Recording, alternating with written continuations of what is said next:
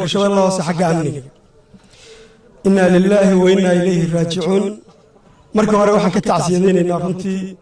dhacdadan xanuunka badan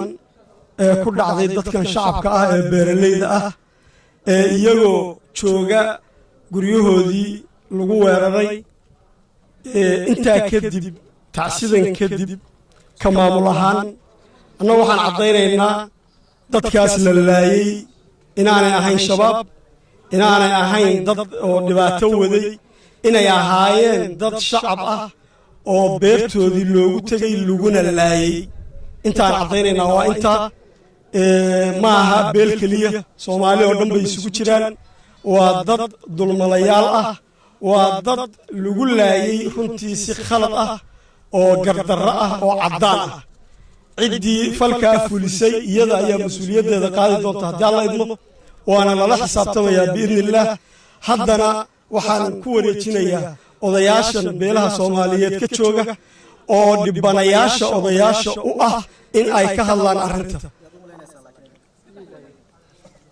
waa la yaqaanaa ciidamada meesha joogay waxay ahaayeen ciidamada caddaanka ee Bangraft ayay ahaayeen ama shirkad ha ahaadeen ama ciidan dowlad ha ahaadeen laakiin cidda falka fulisay waa Bangraft waa ciidamadii bariire ku sugnaa dagaal maaha waddo maaha yacni waa dad goobtii ay joogeen qaarkoodna jiifeen qaarkoodna soo jeedeen loogu tago lagu laayay marka hore waxaan leeyahay inna lillahi wa inna ilayhi raaji'uun dadkan ay guryahooda ka dhinteen waa dad Soomaaliyeed oo si gardarro ah lagu laayay si qaas waxaan ugu tacsiyeenaynaa dadkii guryahooda ay ka dhinteen waxaan kaloo uga tacsiyeenayaa dadka Soomaaliyeed oo dhibaatada naxdinta leh loo geystay shacabkoodii beeraleyda waxaan halkaan ka sheegaynaa dadkan halkaa meydkoodu yaallo oo ah 10 qof si gardarro ayaa loogu laayay beerahoodii waxay ahayd dad beeraley ah waxay ahayd dad xoogsataa waxaa laayay ciidamo sababta ay u laayeen aanan garanayn dalka ma ahan dal la haysto dalku dawladda ka dhisan waxaan leenahay baarlamaan waxaan leenahay xukuumad gole wasiiro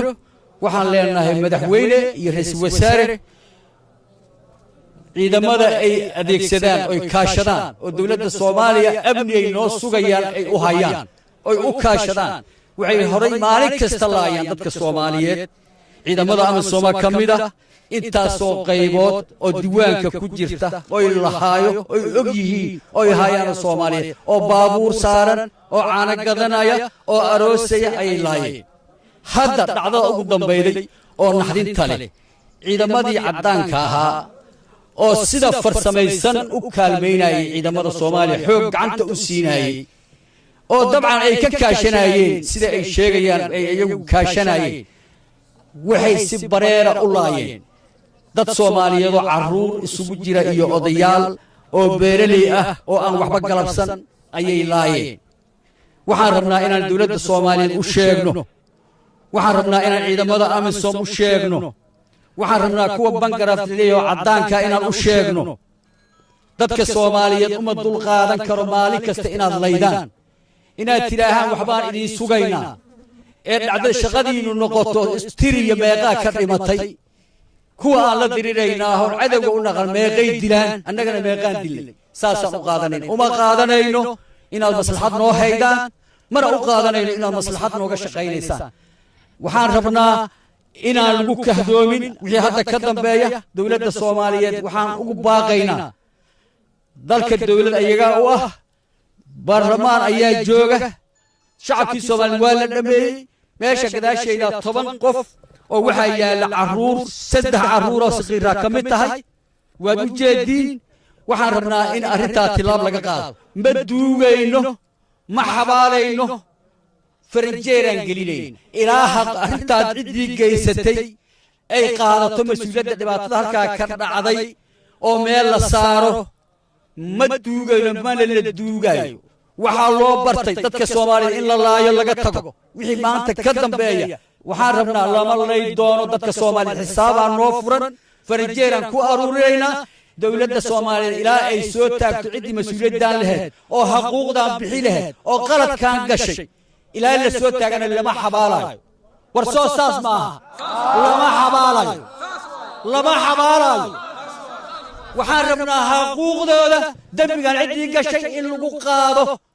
ما أهيد دقالمية ما بيرلي هايين إن لقو حلال استودت كينا بيري دحجوغين واكو كهدون قال كعيه كدعدي هدا كور قال كعيه هدا كور كدعدو لقو لايي مالي كستدت صوماليات dad Soomaali oo ujeedadooda aynaan garanayn inay dadkeena iyo shacabkeena ku hogaanshaan ciidamada adabiya oo kala aqoon dadka Soomaaliyeed oo inta baa u sheegaan ay yiraahdaan cadawga halkaan jooga uma dul qaadanayn maalin kasta in lagu masabito ciidamada adabiga uma dul qaadanayn waa dhacdadii saddexaad oo lagu yiri waa ciidamo cadow ah halkaan fadhiya marka waxaan rabnaa arrinta iyada ah wixii maanta ka dambeeya wax loo dul qaadanayo maaha meedkana lama xabaalayo ilaa xuquuqdoodii meel la saaro aadaad u mahadsantihiin ducuun waxaan tacsi u dirayaa dhammaan ummadda Soomaaliyeed waan uga tacsiyeenayo xasuuqa foosha xun oo ka dhacay xalay tuulada Bariire beer ku dhow oo lagu xasuuqay ummad Soomaaliyeed oo waayeel iyo saqayro iyo dhalinyaro isugu jirta dadkaasoo hadda meydadkooda halkaan yaaliin oo dad Soomaaliyeed ah gacmaha gardarada lagu geystay oo dadka lagu xasuuqay waxa iska lahaa ciidamo wata calaamadda Mareykanka laakiin waxaan leenahay mas'uuliyadda arrintan waxay u taalaa dawladda Soomaaliya maxaa yeelay dal xor ah waxa dadkan ku dhacay kama dhacaan in ciidan ajnabi yihi degmaduu rabo iyo tuuladuu rabo iyo beertuu rabo ciduu doono ku dilo kama dhacdo dal xor wax dal xor ka dhaca maaha dawladda Soomaaliya dalka in la haysto ma sheegin dalku inuu madax banaan yahay iyaduna dawlad u tahay noo sheegtay mas'uuliyadda arrintan 85% waxa qaadanaysa ama 95 dawladda Soomaaliya waxaana lagu fadhiyaa ayada meydkuna meeshuu yaalaa sida odayaashu u sheegeen ma laga qaadayo mana la xabaalayo ilaa jawaab ummadda Soomaaliyeed gardaradan iyo xasuuqaan ku dhacay qancisa ay ka timaado dawladda Soomaaliya waxaan leenahay dhagihiina fura ummadda Soomaaliyeedna adinka idin kula xisaabtamaysa waxa meesha ka dhacay aakhire iyo adduunna adinka la idin kula xisaabtamaya labadaba markee mas'uuliyad baad u qaadeen ummadan waxa lagu xadgudbana waa dadka mas'uuliyadda u qaadeen cidda ku xadgudubtana waa cidda adinku keenteen oo kaashanayseen waxaan leenahay arrintaas adinka idin taala madaxda qaranka ha maqleen adinka jawaabta la idinka sugayaa meydkuna banaanka idin yaala Mareykanka safaaradooda waxaan leenahay gardaradaas aad samaynaysaan waxba kuma gaaraysaan iska daaya waana la gaarsiiyay sida aan ognahay safaaradooda hadalka intaasaan ku soo gabagabanayaa assalaamu calaykum waraxmatullaahi wabarakaatuh oo ku dhintay sabab la'aanta waxa weeye ilaahay weyna waaxid ah naga samar siiyo